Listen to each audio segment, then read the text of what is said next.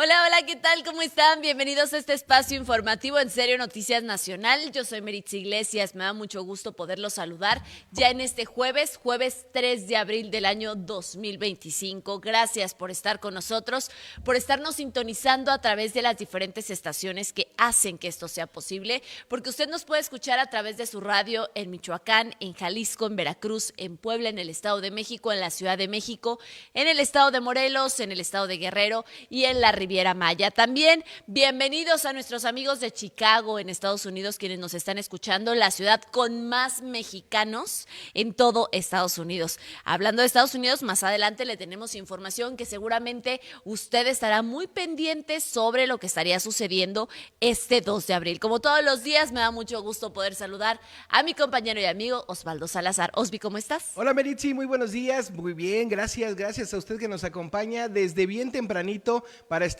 bien informado. Meri, 3 de abril, y mira, hoy es una fecha que nos tendría que poner contentos. Sí. Porque mira, se celebra algo que pocos tomamos en cuenta, pero que es una maravilla de la naturaleza.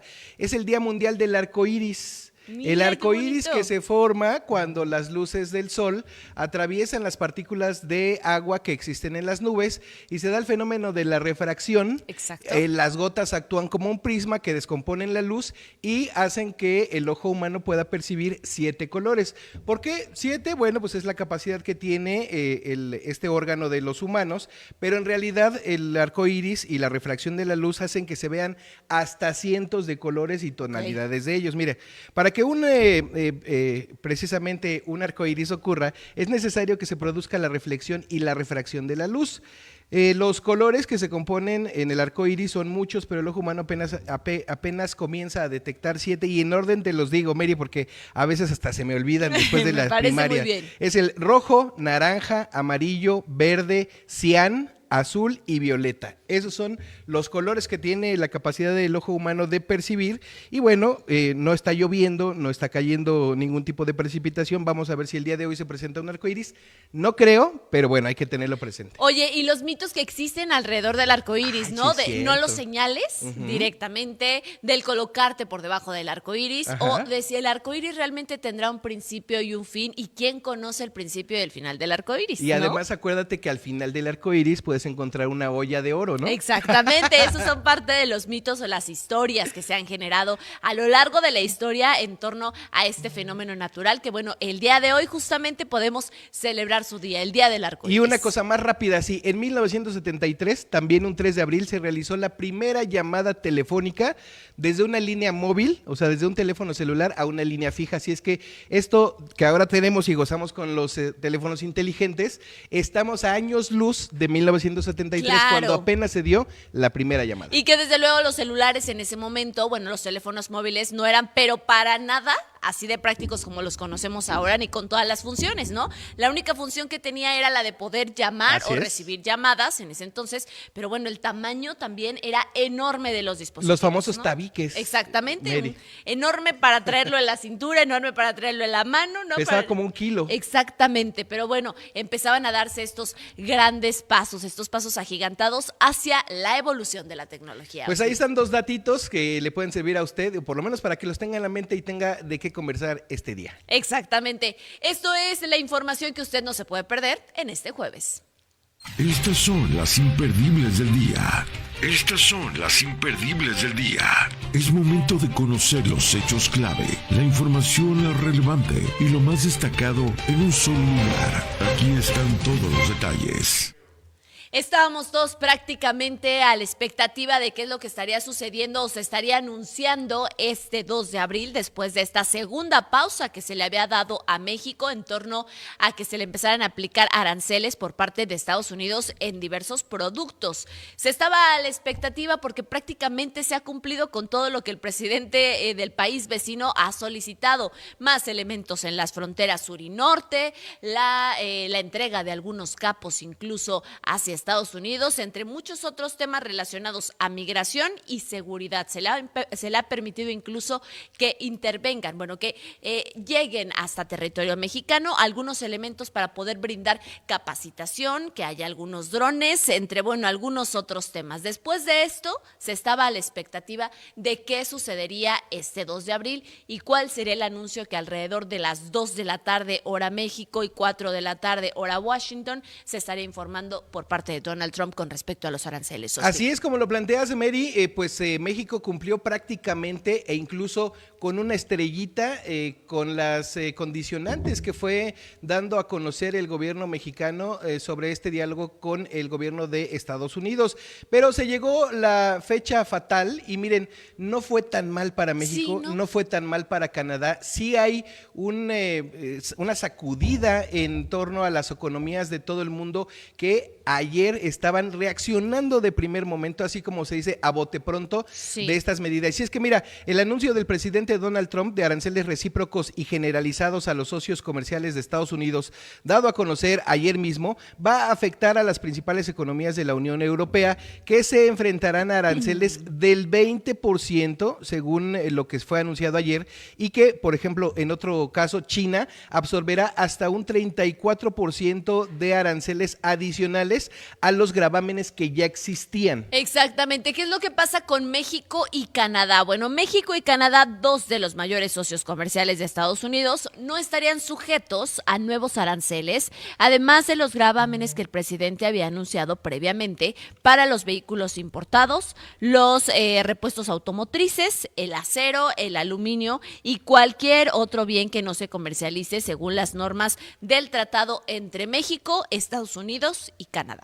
Bueno, los nuevos gravámenes generalizados incluyen un arancel mínimo del 10% sobre las importaciones de todos los países, como ya le decíamos, excepto a Canadá y México, que tienen su tratado de libre comercio desde 1994, y pues estos impuestos que se van a cobrar de manera generalizada a todos los demás países están basados en pues los impuestos que las otras naciones le aplican a las exportaciones estadounidenses y algunas barreras que el gobierno de Donald Trump ha considerado injustas. Mira, Mary, los países asiáticos fueron algunos de los más afectados. Los aranceles para Japón e India superan el 20% de este impuesto. Otros países como Vietnam, Camboya, Bangladesh, Sri Lanka se enfrentarán a porcentajes aún más elevados, es decir, del 20 todavía más elevados estarán teniendo que enfrentar a través de esta determinación de ayer de Estados Unidos. Exactamente, si se busca un análisis en torno a estos números que se estarían arrojando, bueno, las exportaciones chinas enfrentarían a 149,000 millones de dólares en aranceles adicionales, mientras que los productos vietnamitas se enfrentarían a 63,000 millones de dólares, los productos taiwaneses 37,000 millones de dólares y los productos japoneses 36,000 millones de dólares, esto con respecto a los aranceles. La empresa calificó este anuncio de cambio monumental de política que replanteará el abastecimiento, la fijación de precios y desde luego la estrategia geopolítica. Todas estas cifras que nos mencionas, Meritzi, son de dólares, bueno, están cuantificadas en dólares y son extras de lo que normalmente significaría el comercio que se practica entre los países. En este caso, le mencionábamos la cifra de los países asiáticos con Estados Unidos, pero mire, el ataque en diversos frentes que ha desatado este anuncio de Donald Trump ha dejado a los socios mundiales conmocionados. Los aliados europeos han anunciado planes para tomar represalias a esta oleada de aranceles anunciada por el gobierno de Estados Unidos y dejan en claro que podrían responder a este creciente que ya califican como conflicto comercial con barreras a los servicios como los que brindan las grandes empresas tecnológicas de Estados Unidos. Otros países, bueno, han optado por esperar antes de tomar ciertas decisiones o generar algunas declaraciones. Desde luego, el primer ministro de Australia, Anthony Albanese, él dijo que la imposición de aranceles del 10% por parte de Estados Unidos no tenía ninguna base lógica, pero Australia no se apresurará a tomar represalias. Dijo y afirmó que el país no se iba a unir a una carrera a la baja que conduce a precios más altos y a un crecimiento, desde luego, mucho más lento. En México y Canadá hubo una sensación de discreto alivio, eso es cierto, y es que evitamos una nueva oleada de aranceles. Es buena noticia para el país, dijo Luis de la Calle, uno de los principales economistas comerciales mexicanos, y agregó, nos permite salvaguardar el acceso a los mercados de Estados Unidos y evitar una guerra comercial. Exactamente, los análisis advirtieron contra un optimismo excesivo, ¿no? Porque sí se sintió este alivio, pero bueno, los analistas han estado observando con lupa prácticamente todos estos detalles y dicen que, bueno, ambos países ya se enfrentan a una serie de gravámenes de impuestos recientemente por parte de Estados Unidos, y Trump ha dicho que los aranceles a Canadá y México pretenden frenar el flujo de fentanilo hacia Estados Unidos. Esta siempre ha sido la justificante, por lo menos en los últimos meses. Sus palabras textuales dice,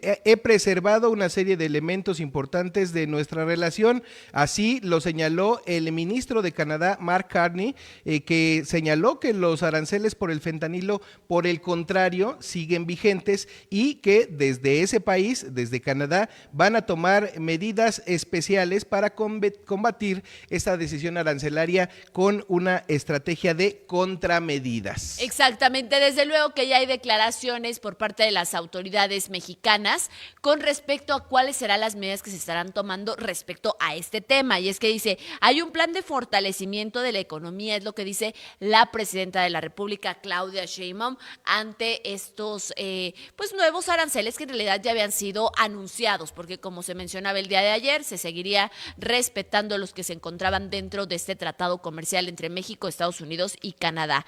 Claudia Sheinbaum afirmó que ante este anuncio que estaría entrando en vigor, porque estas declaraciones las dio previo a que se diera este anuncio, fue ayer durante la mañanera, pues su gobierno ya tiene preparado un plan de fortalecimiento a la economía nacional. La mandataria mexicana apuntó que será el día de hoy, de hecho en unos minutos más, cuando empiece la mañanera, hoy jueves 3 de abril, que presentará el programa integral para responder a los gravámenes de la administración del presidente Donald Trump. Mañana vamos a anunciar, es un programa integral lo que vamos a anunciar. No es un asunto de si tú me pones tarifas, yo te pongo tarifas, o aranceles, yo te pongo aranceles. Nuestro interés es el fortalecimiento de la economía mexicana, entre otras de la industria automotriz. Por cierto, con la presidenta Dilma Rousseff en su momento, ella hizo un programa muy interesante en el 2012 de fortalecimiento de la industria automotriz en Brasil. Incluso lo hemos estudiado porque nos interesa mucho. Ella puso un impuesto a la industria automotriz y fue reduciendo ese impuesto a la industria automotriz en Brasil. No digo que lo vayamos a copiar porque son condiciones distintas, digo qué fue lo que hizo ella. Puso un impuesto a lo que se importaba y también a la industria en Brasil, y les disminuía el impuesto a partir de aumento en eficiencia, de inversión en investigación y desarrollo, de compra de autopartes, fuera en Brasil o en el Mercosur, un programa integral que permitió que del 2012 al 2017 se incrementara en 75% la producción automotriz en Brasil. Bueno, recientemente la presidenta de México tuvo también una llamada con el primer ministro de Canadá. En ese tema ella menciona que, bueno, se coincidió con el fortalecimiento del TEME, que es este tratado comercial, sobre esta llamada que, como le decía, pues recientemente tuvo y en donde se detallaron algunos temas con respecto a esa situación de ambos países con respecto a Estados Unidos. Así es, la llamada telefónica fue específicamente para hablar sobre comercio y soberanía. La oficina del primer ministro de Canadá señaló en un comunicado que esta llamada fue muy productiva y que los dos líderes trataron la importancia de reforzar la sólida relación comercial y de inversión que tienen ya de por sí ambos países. Así es, por su parte el gobierno mexicano destacó en sus redes sociales que los dos dirigentes acordaron mantener el diálogo y coincidieron en la importancia de la integración de la economía norteamericana. En que es muy importante seguir la comunicación con Estados Unidos por la importancia que tiene la integración de nuestras tres economías, seguir fortaleciendo el tratado comercial, que por cierto, ahí en la comentocracia, sin dar nombres, dicen que yo siempre estuve en contra de los tratados comerciales y que ahora digo que son buenos. Si se fijan a ver si ponen aquella foto de la Universidad de Stanford donde hace unos cuantos años, por ahí del 92 yo creo, 93, no me acuerdo exactamente, hicimos una manifestación, ya lo platiqué aquí, al entonces, no le voy a decir presidente porque llegó con un fraude, a Salinas de Gortari. Hicimos una manifestación, estudiantes mexicanos que estábamos allá y muchos paisanos y paisanas. Y el cartel que yo levanté decía, tratado justo, democracia ahora.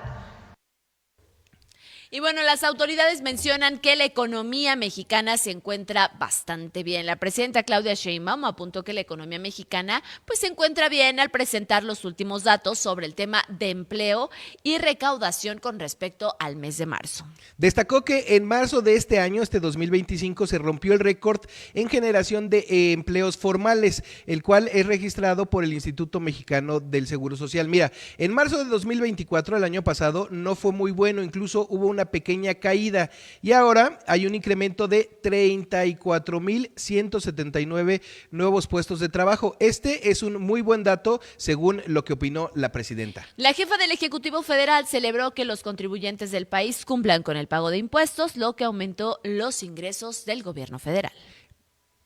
Resultados. Miren el empleo de marzo. Es el marzo más alto de la historia en empleo. 22,465,110 puestos de trabajo afiliados al IMSS.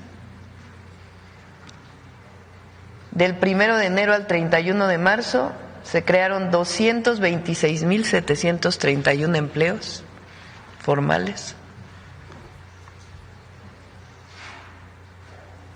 El marzo del año pasado, del 24, no fue muy bueno, incluso hubo una pequeña caída, creo que de 410 empleos, y ahora hay un incremento de 34,179. Es muy buen dato, muy buen dato. Y el otro, a ver si lo tienen, ese no lo traen Bueno, les informo que al cierre de marzo, los ingresos del gobierno federal fueron casi 19% en términos reales por encima de lo que fue enero-marzo del 2024. Nos vamos a la primer pausa comercial, quédese con nosotros, regresamos con más noticias.